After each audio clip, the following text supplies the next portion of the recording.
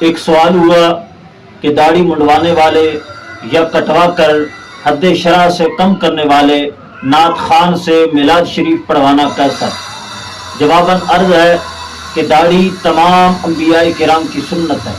اور شعار اسلام ہے، اور مرد کے لیے طبیعی اور فطری عمل اور خوبصورت زیور ہے۔ یہی وجہ ہے حضور اکرم صلی اللہ تعالیٰ علیہ وسلم نے داڑھی کے سلسلہ میں تاکیدی حکم فرمایا ہے، اور اسی وجہ سے جمہور علماء امت نے فرمایا کہ داڑھی رکھنا واجب اور منڈوانا یا کٹوا کر حد شرع سے کم کرنا فسق اور گناہ کبیرہ ہے، اور اس کا مرتکب فاسق مولن اور گناہ گار ہے۔ امام اہل سنت فاضل بریلوی رضی اللہ تعالیٰ عنہ فتاوی رضویہ شریف کی جلد نمبر 6 اور صفحہ نمبر 505 پر فرماتے ہیں، داڑھی مڈانا اور کتروا کر حد شرع سے کم کرانا دونوں حرام و فسق ہے، اور اس کا فسق بالاعلان ہونا ظاہر ہے کہ ایسوں کے منہ پر جلی قلم سے فاسق لکھا ہوتا ہے۔ اور فتاوی رضویہ شریف کے جلد نمبر 23 اور صفحہ نمبر 733 پر سوال ہوا کہ ایک شخص تارک الصلاۃ ہے، شارب خمر ہے، اور داڑھی مڈوانے والا ہے اور مونچھیں پڑھانے والا ہے، ایسے شخص سے میلاد پڑھانا کیسا ہے؟ امام اہل سنت فاضل بریلوی رضی اللہ تعالیٰ عنہ نے فتاوی رضویہ شریف کی جلد نمبر 23 اور صفحہ نمبر 734 پر جواب ارشاد فرماتے ہوئے فرمایا، افعال مذکورہ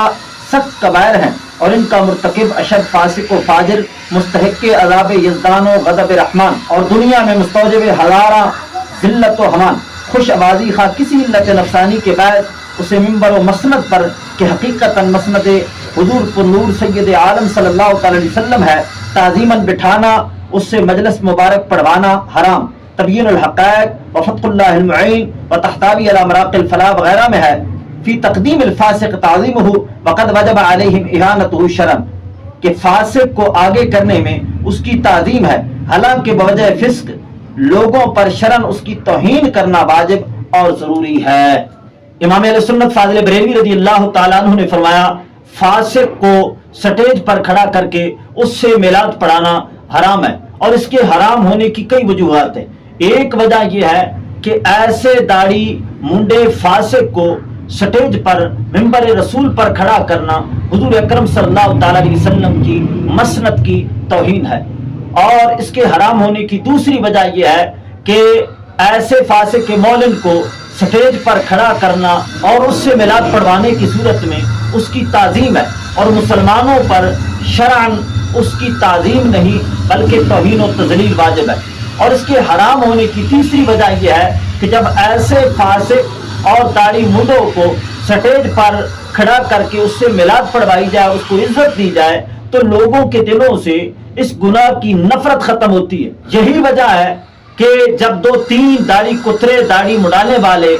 سٹیجوں کی زینت بنے، تو آج ان کے دیکھا دیکھی ایک خاص طبقہ تیار ہو چکا ہے۔